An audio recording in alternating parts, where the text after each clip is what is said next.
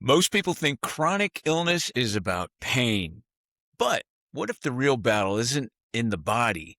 It's in the loss of identity, purpose, and meaning. Today, we're sitting down with a psychologist who doesn't just treat symptoms, he helps people answer one of the hardest questions imaginable. How do you build a life worth living when the pain just never leaves? Well, thank you very Welcome to the much for show, having me Dr. today. Jeffrey I Bone. appreciate it. I'll tell you that one question we are Oh, going by to all means, feed by on all like means. piranhas. And what's So, beautiful about it is that there right? just isn't one So let me perfect, smooth answer. It goes into all kinds of different directions. So That's good. I want to start when someone realizes their condition isn't going away. You know, what breaks first? Is it the body or the identity? I mean, we know that there's that psychological overlay that comes with injury and so on. I think the We can body start will break there. first because the mind knows what's familiar. That's the good and the bad sometimes. The brain will just recycle a lot of information. So, generally speaking, you have about 70,000 thoughts a day, and about 80% of them are just recycled from yesterday. And so you get into this recycling habit of just what the brain knows. So, even though that you're in a chronic phase, and you've been given this diagnosis, you just want to replay yesterday. And with that diminished capacity, it just leads to burnout. It leads to frustration. It leads to hopeless, helpless, and feeling like a failure. But the mind will replay yesterday until you tell it to stop. And even then, you're going to have to tell it to stop a few times. 70,000 thoughts, huh? I'll tell you, man. I feel like there's twice as many that run through my I head hear you. during the day, You can hang but another zero it on can get mine. it can get It just doesn't stop. It doesn't stop. A lot of people, if you look it up, if you Google how many people don't have an internal monologue, there's a lot of people out in the world that do not have an internal monologue, which is extremely strange. If there isn't this explain that. ongoing Explain conversation that. I'm of, curious about this. back and forth of having, your sense of self, and you're just reacting to the world. You just engage in conversation, you just go, but there just isn't that same internal monologue. And it's mind blowing. But it's also a consideration too when you're dealing with people that it just doesn't seem to fit. Like the conversation just doesn't work. What's going on? It's one of those questions that we should always ask ourselves. Does this person have an internal monologue? A lot of people don't. Okay, wait. This is interesting now.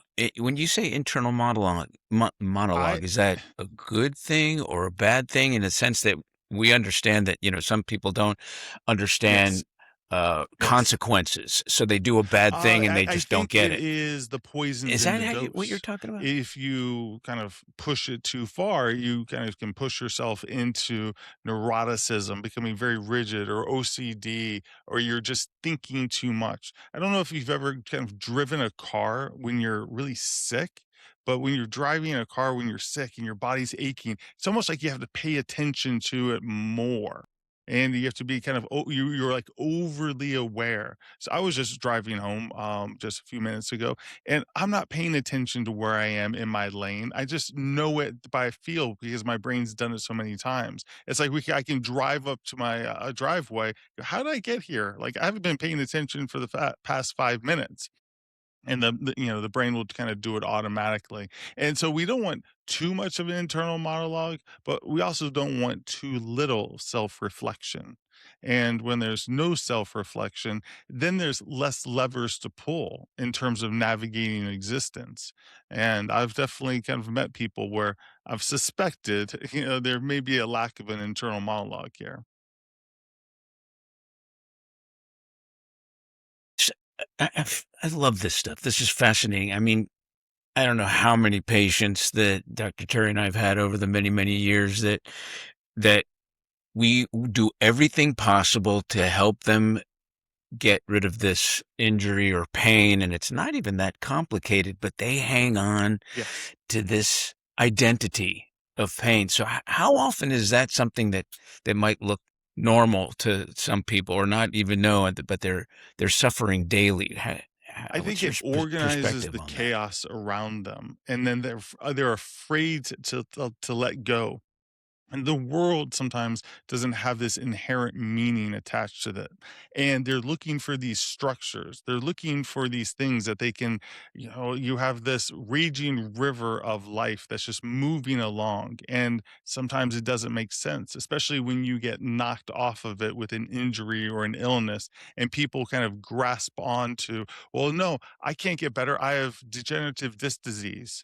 I have this disease, and it's kind of like, or I have a bulged disc, and it's kind of like, I can't, that's the reason why, or whatever it is. They're organizing their perception, their lens of reality through that diagnosis. And they kind of nocebo themselves all the time. And you may know what a nocebo is, but for anyone listening, it's basically when you think something bad is going to happen, that I am going to be ill or sick from this thing when it's really inert. It's really benign and it's not going to cause you any pain. I've had degenerative disc disease since I was 25 when I fell off a mountain bike. And they're like, oh, this is really advanced. And it's just the grain of the disc. It's just the aging process. It doesn't mean that you're going to have pain. It doesn't mean that you're ill or broken or it's going to impact your activities of daily living. But if you see yourself through that lens, well, then that becomes your reality. Hey Doc, I was I was gonna ask this later on the question, but you're leading it right down there. I was reading something this morning, and I read this term called a state Yes. of learned helplessness, and I had never heard that term before, and I loved it. I was like, there's a lot of people who don't want to heal, and that is their identity.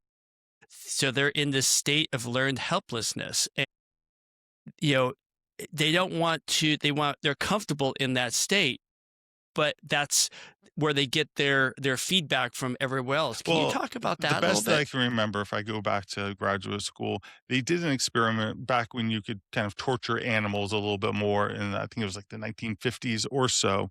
And basically, they have an animal in a cage and they just shock the floor over and over and over and over until that animal just gives up and just takes the shocks. And then that's that learned helplessness. Now, the next day, the following day, they do the exact same thing, but they open up the door. They have the ability, that animal now has the ability to escape. They're shocking the floor, but it doesn't even try. It doesn't even try. And so then you want to then contrast that with the study, and you may have heard it, where they put a rat in water and they see how long it can swim for. Are you familiar with that? Yeah, Yeah, and I've heard so that one. for the Yeah, listener, yep, yep. they put the rat in water, they wanna see how long it can go, and it's about 15 minutes until it begins to drown. But if you take the rat out, dry it off, you let it rest, and give it some food, throw it back in the water, the rat will continue to swim for about 60 hours. It basically until like the muscles, begin to kind of fall apart on them and degrade. And where they've used all of their, all the resources physically.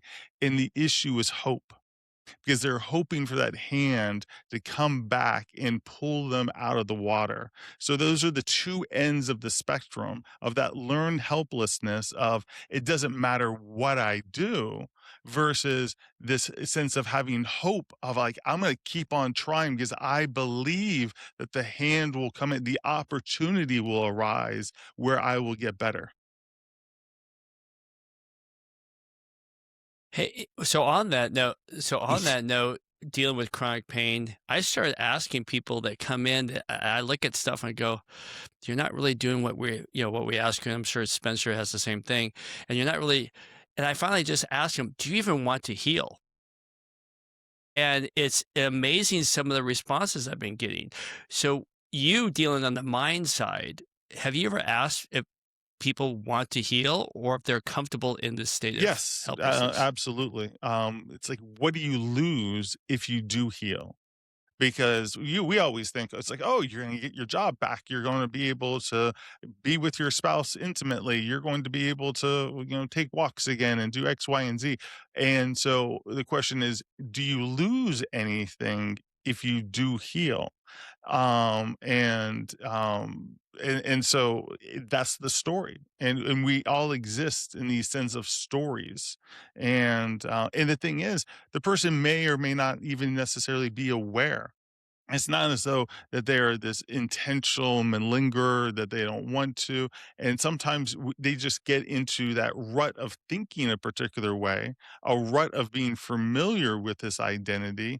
And they're not, and the word, the crowbar here is curious. You need to be curious to break the pattern of wherever you are in that story, because if you're not curious for it, you're not going to break the pattern.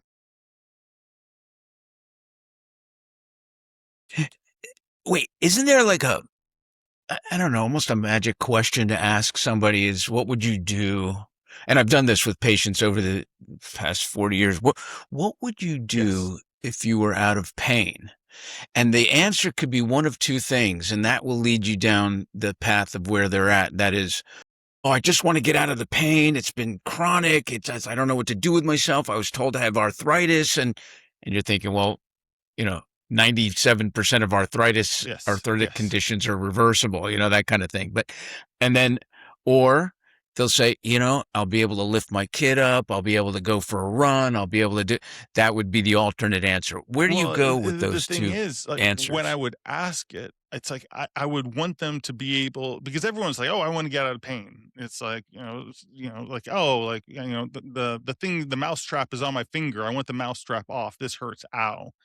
And so there's that physiological aspect, but then there's that story aspect, which is, tell me what your day would be like 5 years from now, from getting out of bed throughout the course of the entire day of just, do you use the restroom? Do you make the breakfast? Do you do this? Where do you go? Where are you driving? Who are you seeing? What are the challenges? What's this? How do you play? How do you do this? How do you come home? How do you relax? And it gives that richness to it, which is not just escaping that pain, but it's giving you then a destination, because it's one of those things. And and I'm not a big woo woo person, but I am humble to the woo. And so it, and what it is I see 1111 all the time. And the more I talk about seeing 1111, I see it. It's like, "Oh, there it is again, and there it is again."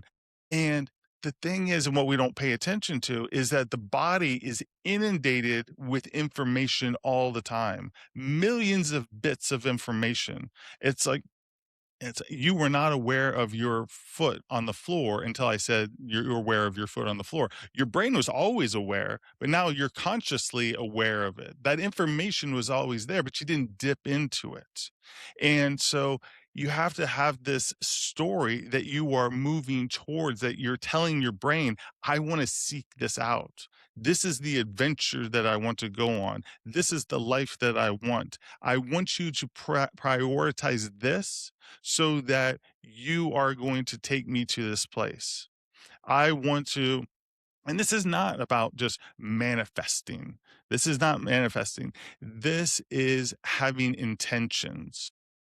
This is, I am looking to, I want to make $100,000. It's like, oh, that sounds like, but you're going to have to do a lot of work to get there.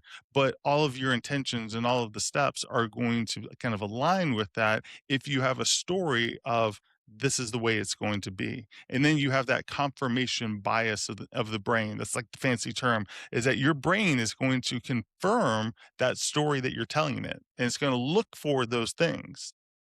Does that make sense? Yeah, yeah.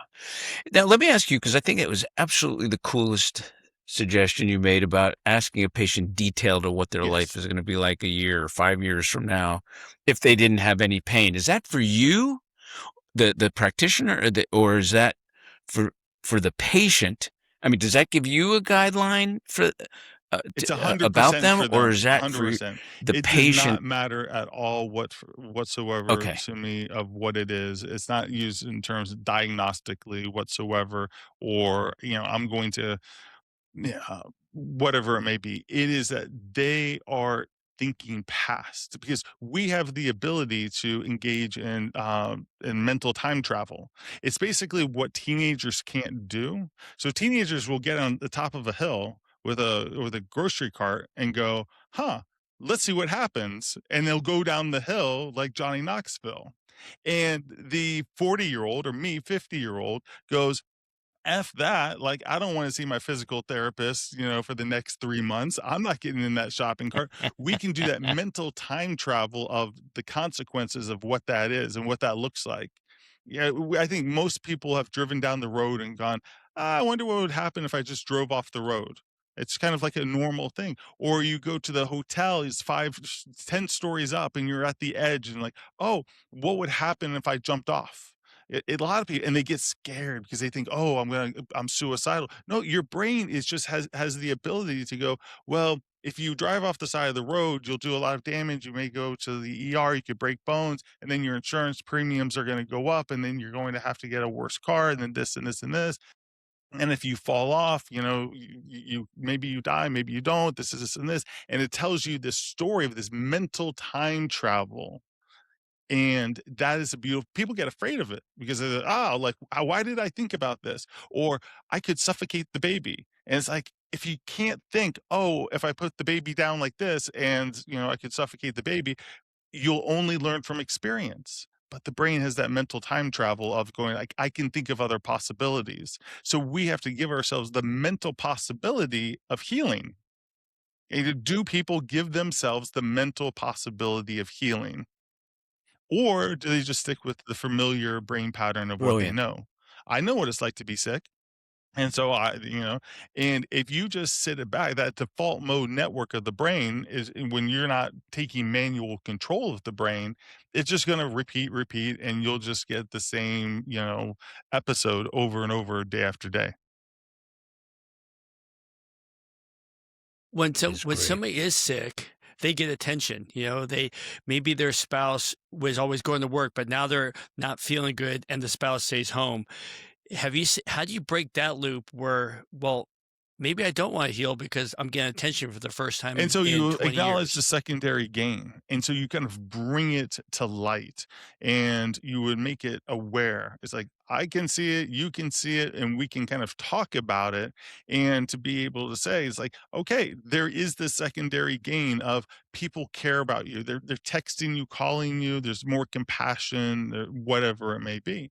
But what is the cost of the secondary gain? This is like a diminished income, feeling more worthless and useless, and there's consequences on an ego basis. But we would recognize this is a secondary gain, and it's normal and it's understandable. It's like, okay, you go to the physical therapist or you go get massage, and you're touched more. And it's kind of like, we lots of people are very, very lonely, and all of a sudden people are talking to you, and they're asking how your day is, the front office, the doctors, the physical therapist, you're being touched. And it's kind of like, and we feel more human, because in a modern society, we become very, very, very isolated. And then all of a sudden we get ill, but then we get community. You get instant community when you're ill, and that can feel really, really good. And so we would want to build off that one. Say, okay, you desire to be touched, and when I'm talking about touch, I'm talking about non-sexual touch. I'm just talking about being touched as a human being, and and okay, how can we build this community outside of just the illness identity? These are good things and these are normal things, but we can expand upon it in other healthier ways, and where we don't have to pay other costs. That is outstanding. Let me ask you about, modern medicine, Yes, allopathic. medicine. And I mean, people with these, yeah, people with this chronic pain, they're medicated over and over and over again for their chronic conditions. How do you approach a patient that has experienced that, and again, that psychological overlay of the pain, whether they're used to it or they're wishing to get rid of it, but it's not part of Are you their talking about identity. How do navigating the you medication navigate side the or navigating what part of it in terms of they're in the modern medicine, they're seeing they're seeing their pain management, they're in the schedule of getting the shots because nowadays, the doctors make a lot of money on the shot. And so there's a lot of shot clinics and, they're giving less medications out and they're more in like the routine, the subscription model of the shots right now. And so I see a lot more of that, and people kind of get stuck in that place, even though if you look on the literature of yes, what constant steroids are going to actually be doing to the tendons and joints, and that's outside my wheelhouse, much more inside your wheelhouse of what the two of you know, but it is being able to take a step back. It is being able to kind of look at the flow of information, of what is kind of occurring and where are we going. Because people are in that kind of, and it's tough because some people absolutely are on that spectrum of like they need it. It's like maybe they have CRPS or something like that, and it's not going to. There's not a lot of other choices here, but are we dealing with this like non-specific lower back pain or some unremarkable imaging findings, but you still have these kind of symptoms and they're kind of like in this like in between place where they have jumped into the river of referrals and procedures, and but there's no endpoint to it. There's no destination to it. And so we want to be very intentional of, okay, what are we trying to do? And, what is the end point for you? Because they have to draw the line in the sand ultimately kind of for themselves. But to give them agency that they can say no, that they can get other opinions, that they can use other modalities to be able to kind of find the right path ultimately for themselves. But most of the time, they're just kind of reactive and they're just following along with their GP sent them here and they just follow here and they don't kind of pay attention. Sometimes there's a book that I recommend sometimes to people. I don't necessarily think the book has all the answers, but it makes you think, and thinking is good. And the book is called Crooked. You both of you are you familiar with it? The book Crooked. It's just about the low not back that one. industry, the No, low tell back me. pain industry. And it just makes you aware of, all of, like, okay, the shots, I don't see the commercials about it as much. They go into it where they used to do more of like the laser therapy on the discs and some of these other kind of modalities where people just kind of get stuck in this industry because most people don't realize even if you're going to like famed hospital in the area and you're seeing the preeminent orthopedic, physician, you're walking into somebody's business and they're going to sell you their business. People always think in terms of this is just medicine, but this is their business. This is how they get paid. If you have a heart issue and you go to the cardiologist in the hospital, it's like you're getting stents. Stents get paid, and hospitals make money. And so you have to be aware because the sick are like walking ATMs, and everyone is kind of and it's even better because sometimes they'll think, oh, like I don't want to pay out of pocket. Like sometimes for a lot of chiropractors or acupuncture, and I kind of I'm out of pocket. That's really kind of expensive. But it's like they love the insurance money because the insurance money, like people can just go sky high with those stents and again, I'm not the cardiologist. I'm not saying that and no one needs a stent or no one needs a spinal cord stimulator or no one needs this or no one needs that. It's the ability to have choices and to see the system for what it is. I've been told I have ulnar impaction in my right wrist, and they told me, it's like, oh yeah, it's really easy, it's great. You break this bone, and then we'll just kind of fuse it, and it's kind of like, yeah, it's great. It's like, hey, great for you. You're getting paid, and you're gonna. It's like, that sounds like holy hell for me. If I couldn't use the hand at all, maybe I'd sign up for it. But you didn't even ask. How does it impact my life? Can I use the restroom and clean myself? They didn't ask those questions. They just saw something. Yeah. I could get that authorized. Yeah, I have the imaging to get it authorized, and I can get paid on this. So, do you want me to? Do you want to fund my lifestyle? I am so, so happy that you are having this conversation and not what we have every day with patients, because the business model, the way you just packaged that is not a way that I've been doing it. And I'm going to start talking about it that way, because that's true. And the spinal stimulator thing, that it's still in the testing. I had a patient that was a very athletic patient, and has tried all sorts of things. They were going to get this thing. I go, do you realize that they Battery put a pack? subdermal battery pack in your head? And how are you going to sit down? How are you going to stay as Yes. active even though you're out of pain? And they didn't think stepping that far back. And ahead, again, but you gave it them was parts of the amazing story. to hear. You gave them parts of the story that they did not have. Yes. Because it was the future, travel, Ugh. mental time travel. They go, hey, you're going to be on the tennis court, and you're going to be doing X, Y, or Z, or you're doing these different things. How does this look like in terms of how does this fit into the perception of yourself and your lifestyle and all the rest?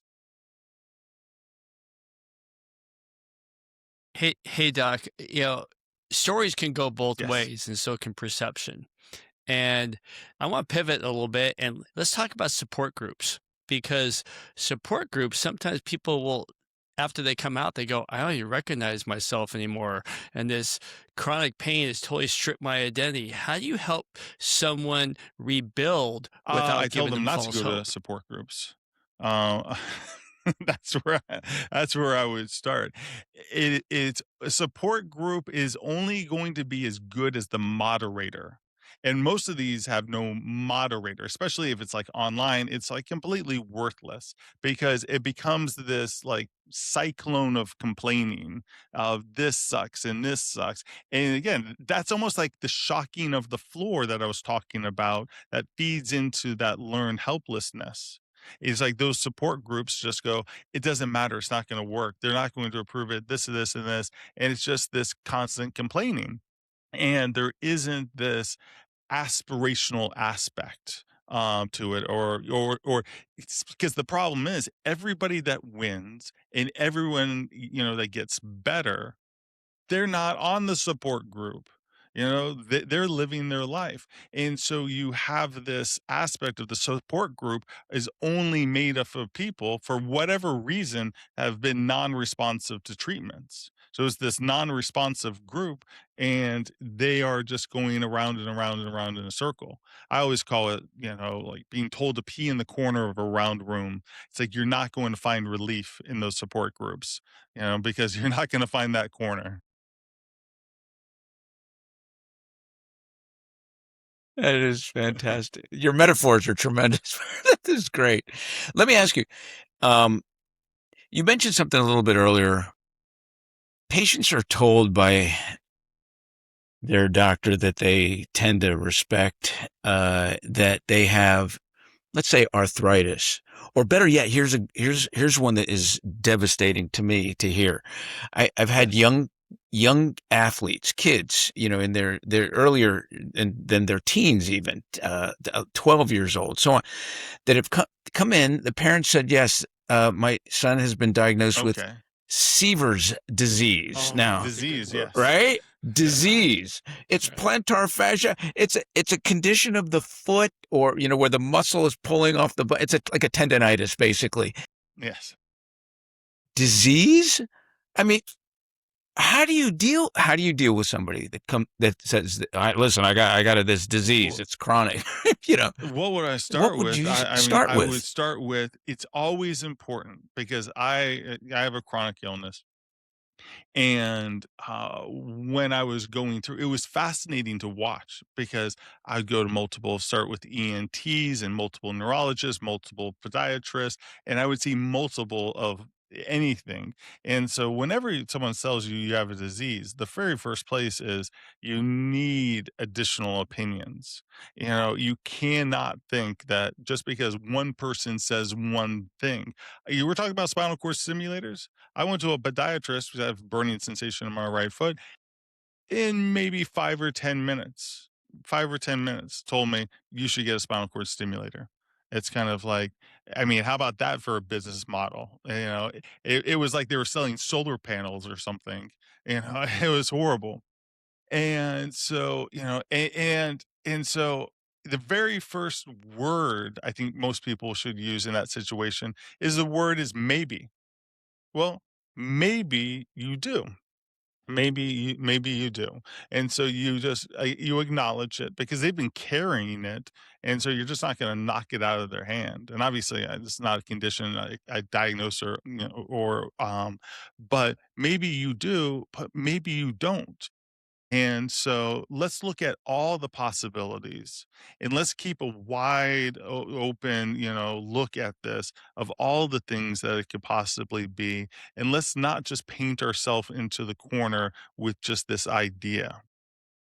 So the crowbar, maybe. It's also good when you're watching the news, by the way. You hear anything on the news, maybe. Maybe. Right, right. I have loved that.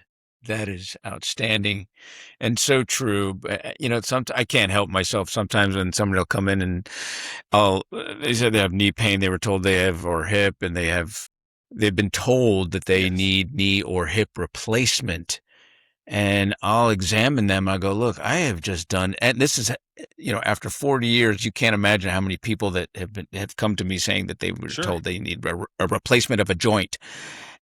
I go, I can't find it. I can't find what's wrong. You've just Yes. passed all my critical tests. And so fortunately, Yes. they stick with me 9 times out of 10 and it resolves. There But are what about people those they've that done don't? studies I'm where, fascinated by it. they had placebo back surgery, and there was just a cut. They just had a cut, and they didn't do anything else, and, you know, there were people that just didn't get better from it, but they would have the surgery again. It was like 5% of people that would have the surgery again, even though they didn't get better, but it was that confirmation that, you know, it's kind of like it's like a Boy Scout badge. It's kind of like, see, it legitimizes whatever my issues are.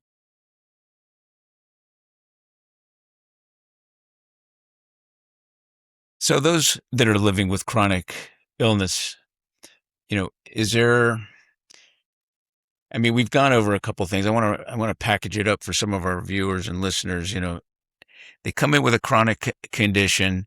What would you ask, and what are they really thinking? What are some of the combinations of things that they're really thinking that it could be Y You know, provoking it's, this chronic you know, illness?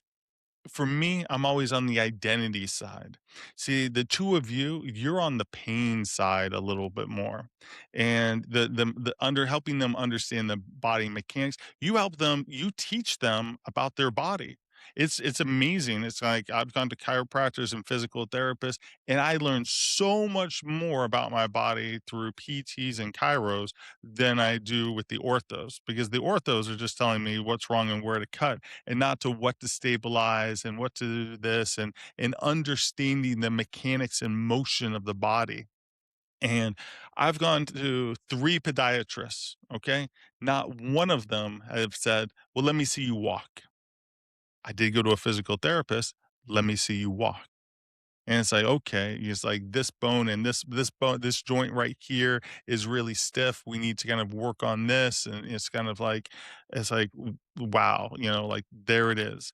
And so I'm kind of meandering here because you guys will work on the physical mechanics, you know, the body mechanics. And my side is the identity.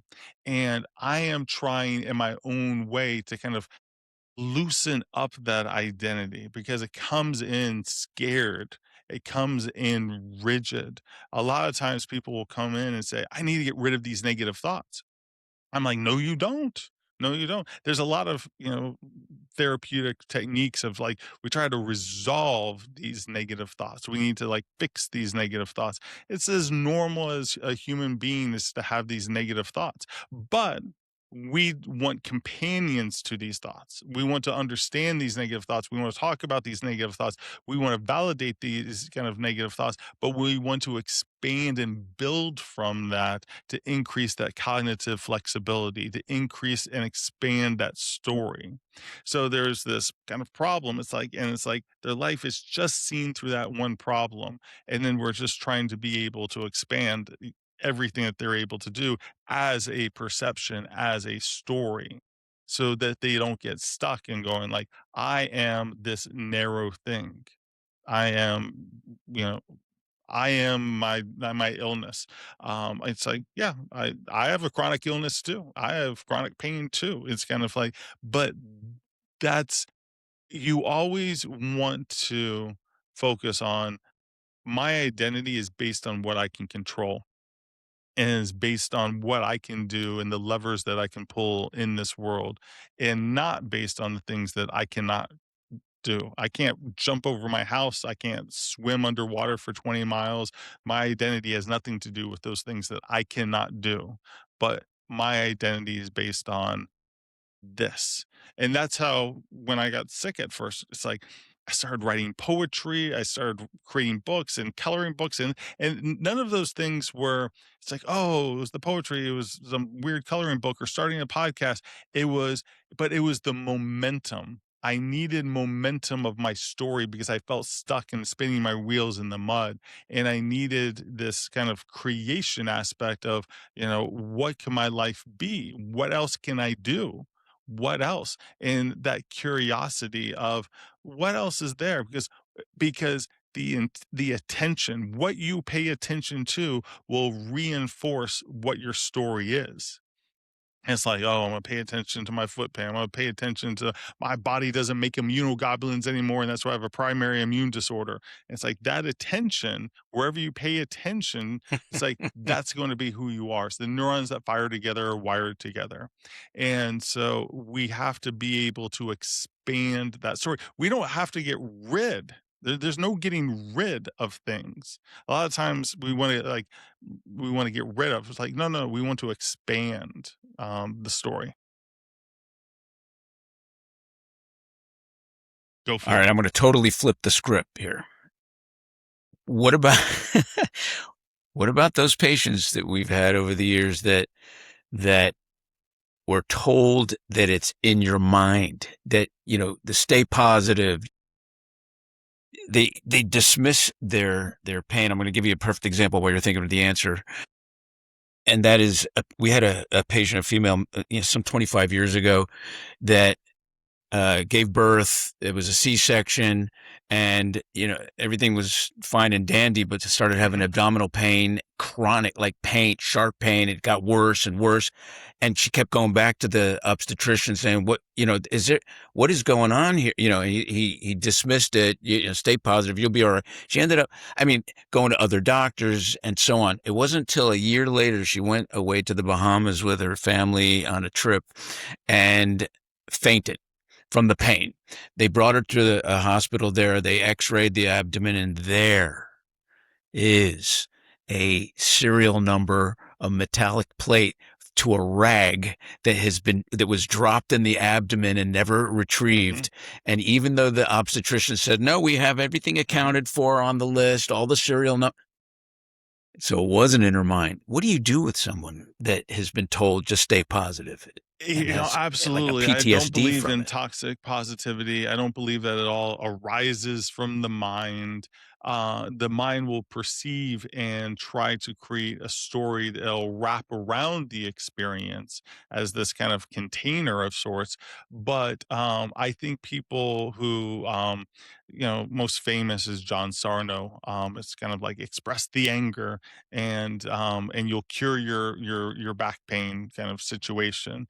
And I think it's I call it like heating pad techniques. I think that's useful kind of like to express the anger. Somatic tracking, comes out of, using safety and, increasing a perception of safety associated with, chronic pain. And I like, the acknowledgement of like, yes, this is a safe sensation, but with the acknowledgement of, that the pain is real, that the injury is real. Like there are some things that are very, legitimate here, and we need the big story. Psychologists, I think you get into this inferior kind of complex because they can't prescribe anything, like they can't, do surgeries, they can't do this, they can't do this. And so they can just work with the mind. So it all has to be the mind, because that's all I can work with. So it's kind of like that's the whole story. And they want to be the one to sell, I can cure this, I can cure. And I've never cured in 2.5 decades. I've never cured anybody in my entire life, and I never will cure anybody. But I've kept some people alive, and I help people diminish suffering. That is what I do. Is I help people diminish suffering as they're going through difficult situations or dealing with, medical issues or whatever it may be. Because, the mind is obviously sitting in the body, but it's like, do you have an understanding of your body? Do you understand, these different muscles, and this is bracing this and this is bracing that, and understanding all of these other aspects of how the body moves and how the body works. And oftentimes they don't, and they're just lacking the story from like the neck down. And psychologists and therapists and coaches is like story neck up. Well, we need both. We need both. So and I'm biased, and I was told with a primary immune disorder, and that it was just anxiety when I came in because my symptoms didn't fit a nice decision tree. I was messy. And so, oh, it doesn't fit into the decision tree, it must be psychological because, and it's like, it's the one thing that I ask from all my doctors, and like, I don't mind it, but they refuse to do it. They won't say, I don't know. They won't say it's like they have to come up with an ICD-10 code. It's kind of like it has to land the period has to be an ICD-10 code. And, sometimes it's like, I don't know. Here, let me see if I can refer you out to a few different people that could get some different eyes and thoughts on this. But like, that's not what they do. It's kind of like they will say, it's kind of like, well, I have bladder pain. My bladder hurts. Like, well, I don't know. Here's some Flomax, and maybe that's going to help. And it's kind of like, all right, I'll take the flow. I'm desperate. My floor is being shocked, as I'm becoming more and more helpless. Sure, I'll try the Flow Max. I'll try this. I'll try that, whatever. But there's it's one of my favorite words is there are a lot of doctors out there that use the swag technique. Do you know what the swag technique is? A scientific wild ass guess.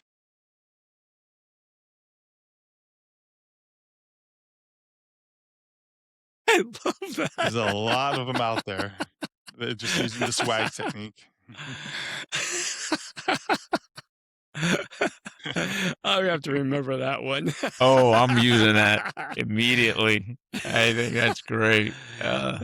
I like the toxic positivity thing too. I've never heard that Yeah, either. because That is again, you're going into fantastic. the shrink, Sorry, and go the ahead, shrink Terry. is it, You were that's gonna No. their business. And it's kind of like if people go to the psychiatrist, and again, I'm not anti anything. I'm kind of pro everything, but I am not into like getting super narrow on things. And they go to the psychiatrist. They just want to give me pills. I'm like, yes, that's their business model. That's what they do. It's like I'm not saying it's good or bad or this or that or whatever. It's kind of like but that's who they are. Like, it's the scorpion and the frog, crossing the river, and the scorpion, stabs the frog. I don't know if you know that story. but it's just in their nature. The deal was made that the scorpion wasn't going to, stab the frog, but halfway across, the scorpion does. And why? It's like, because it's in my nature. This is what I do. What do you expect? But a lot of people, when they're on the outside and they're in the land of wellness, it's like they're not educated in, what this business model is, what this system is. All right. It's kind of a two-part question, but when somebody comes to see you and they feel like everything's unpredictable, the pain, the energy, the symptoms, what are some practical ways someone can regain their sense of control over their life again? And here's the second part: without going on the internet and looking for Dr. everything. Google. Yeah. I think, Yeah. the first place is okay, like, so I'm not a big fan of gratitude practices because people will focus, they'll like, I'm grateful for this, I'm grateful for this, but they won't feel the gratitude. It like the feeling doesn't arise. So they feel like they're not doing it right. Like again, I'm failing it. It's like, and so part of regaining their agency, and that's the agency control, is by practicing noticing. Noticing is like the is like the gratitude, but we're taking out the emotional state. And because you'll ask somebody, they walk in, it's like, oh, so what'd you do today? What'd you do this morning? And they're like, nothing. It's kind of like no, there's no story there. It's like, and it's like, okay, well, it looks like you got dressed, and did you eat? Did you shower? Did you do this? Did you do that? Did you get in and out of a car? Did you drive here? Did you blah blah blah blah blah? All these things. And did you notice any of this? Were you paying attention to any of this? Because a lot of times people, because the brain is ultimately not wired for happiness, it's wired for survival. And so, because of that, it's going to narrow its focus on whatever the problem is, and it's going to completely disregard everything else as part of the story. And so, I want to kind of pull the story out of the jaws of the problem machine of the brain and have them noticing everything that they're doing. It's like teaching them, okay, this is what's called activities of daily living. What are you able to do? What are you able to use, and getting them much more in tune with and having them pay attention. So I like mindfulness, but I don't have a mindful practice where I just sit there with my eyes closed for 20 minutes. I use mindfulness throughout the entire day of being mindful of everything that's going on. And it's like, oh yeah, yeah, my right foot, hurts. It's like, yeah, but my hands don't. My hands feel great. My left foot feels pretty darn good. And I'm talking, I can hear you, I can see you, I'm using my brain and all these different things, let alone what's going on in terms of my digestion, kidneys, liver, and everything else. And so, because the thing is, when people go to see the doctor, they're 98% healthy typically. 98, 99% healthy, but that's not what's being paid attention to. Just like if you're hungry, you're 99% away from starvation. It's going to take months for you to starve. And so, but people don't walk in going like, I'm 98% healthy. They're saying like, what did it say? I am, it's like, I am, like this lower back pain. I am, this, whatever symptom, whatever issue, whatever hurts. And that becomes what they're focused on. So the practice of noticing is so important to be able to loosen up the awareness, but you have to know that the brain is going to pay attention to the problem. And the brain is going to do that because it wants to help you survive. But survival is not an issue in this moment. And what are the other things that you're kind of paying attention to? And I'm a huge fan of action dissolves anxiety. And it doesn't always have to be based on whatever the problem is. Maybe you need to do your taxes and you're stressed out. But even if you just take any kind of action, you clean the car, you clean out the bathroom, whatever, it's going to help resolve that anxiety because you're engaged in action and making sure that you're doing as much as you possibly can. Mm. Hey, before we go to our favorite section, I do want to ask you one last question, and that is for somebody who's on a professional level of a couple decades as well as living with it, how do you help people find purpose in their chronic illness? Well, I think you start by grieving. I think you allow grief to occur, and we don't have to pretend that we're the same. And so there has to be letting go of certain things because the capacity is different. It's changed, it's morphed a little bit. So we allow ourselves to grieve, and then we focus then on values and because values are going to be much more durable than particular goals or feelings or thoughts. They're going to be much more transient. So what are the main core values that you live by? And and then I think it's kind of like so important is that all self-help should not end with the self. It needs to all self-help is what are you doing for other people, and it has to transcend yourself. It's not self-idolizing. We It's too much of our Western modern world of like the individual is the core, but we're tribal animals, and we're only going to feel truly aligned with who we are if we are aligned with our tribe and we're giving back to our tribe. And so, what is it that you enjoy, that you're good at, that can help other people? You know, what is it that you enjoy, that you're good at, that can help other people? And that would be the three easy kind of questions. It involves some unpacking, obviously, but in terms of this context, that's where I would go. Beautiful. So we are now entering one of our favorite sections called the rapid fire question section. There's 5 questions. You seem to be very nimble on your feet here, so then I'm gonna throw them out to you, and they require obviously a very brief answer so we can get through them. But if All you're ready, right. I got question number 1 for you. Are you ready?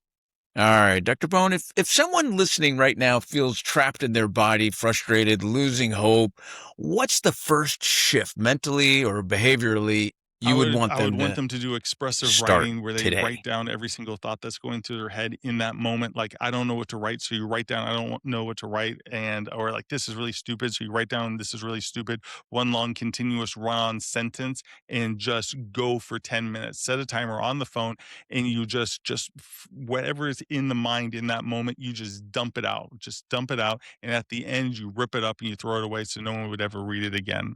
And so that you expressive writing. Whoa, how cool was that? I love this.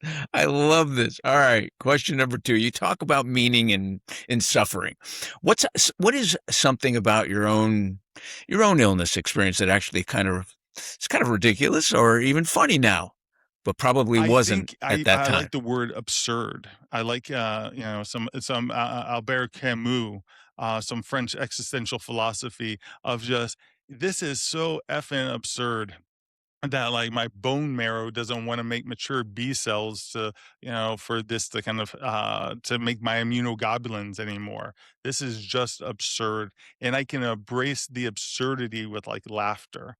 And laughter is a great emotional existential massage. So embracing the absurdity of it all.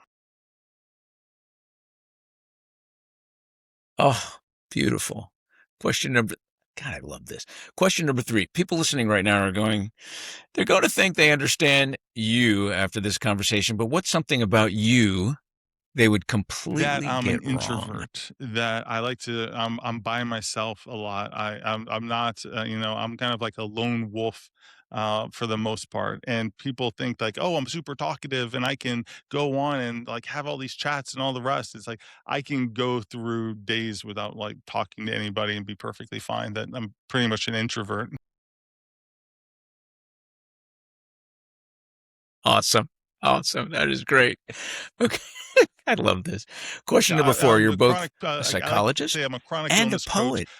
Eh, My oh, podcast goes everywhere, so I like to be able to go everywhere to treat people, and so I'm a chronic illness coach. It enables me to expand myself across the world here.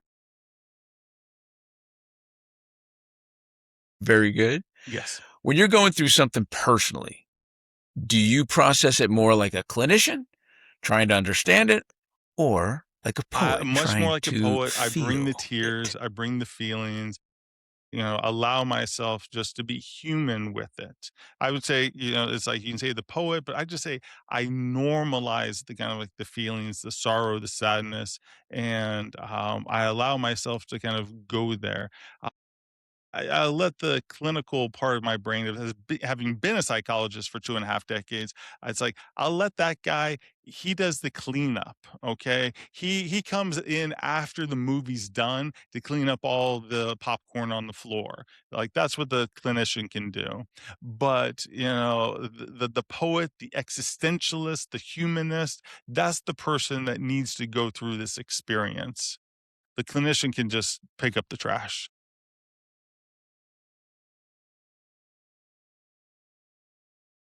You I gotta tell you, you have the best the best examples that you You distill don't things down understand to it unless you simple, can make it simple. life processes. That is a beautiful realization. That's true. Mhm. All right, last question. With everything you think about, pain, meaning, suffering, what's something simple in your day that brings you an almost irrational When I amount find of a joy? new song, I like jazz music, and I like jazz music without lyrics because I don't wanna be told how to feel. I want to just allow the music, the sound waves. I like the term that musicians bend sound to decorate time. Musicians bend sound to decorate time. And so I just allow that dose of sound to come in, and it allows me to explore myself. I love the painter Rothko, the Russian abstract painter, just very simple, just like blocks of color. And and I'm always fascinated. I don't like that. I don't like, oh, I like this one. Well, that's strange. These big blocks of color. There's no object here. Why do I like this? And then it enables me to explore myself because I'm reacting to this painting that I wasn't reacting. And the same with like a song. There's a band called Ezra Collective, and it's like Shabaka Hutchings, and I love just listening to jazz music with no lyrics that just enables me to explore my own inner landscape.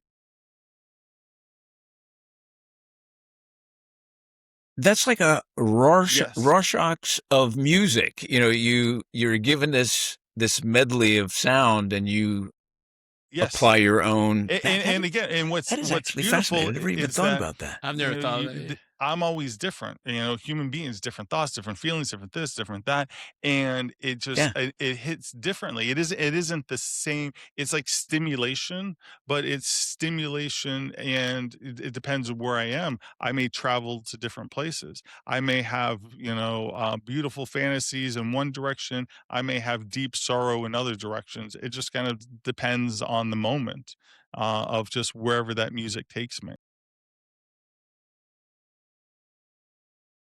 Oh, what was that? What was the most recent music that you like the most? Because Dr. Terry's Well, going to go look it well, up and Ezra play it Hold on Ezra a before. second. Collective does have a lot of they have singers that come in if you go so Ezra Collective, and then Shabaka Hutchings, who's in a lot of different bands. Um I remember this one song, and it was in his band Sons of Kemet. I think My Queen is Harriet Tubman was the song. Was like it was the first song, it was frenetic. There was so much kind of like energy, and it was just this terrific uh, um, sensory kind of experience. It was like it was musical Adderall, and it just kind of it made me kind of like feel alive. There was a aliveness to it, and so I don't like necessarily like the Kenny G. I'm not trying to slam Kenny G and that soft kind of music, but I like a little bit of the freneticness of jazz music. That's a little bit more kind of like a little upbeat, so to say, kind of like the Afro-Cuban Latin jazz.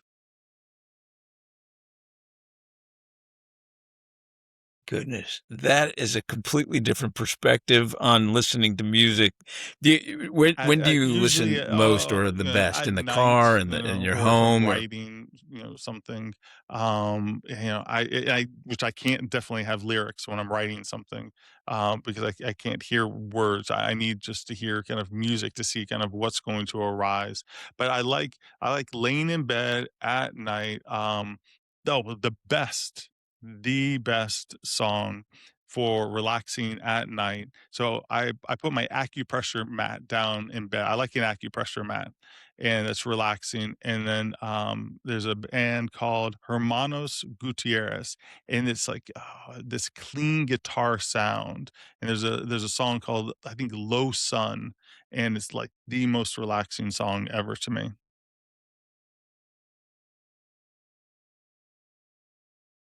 I am re-listening to this show and writing all this stuff down. yes, yes, I knew it. I knew it.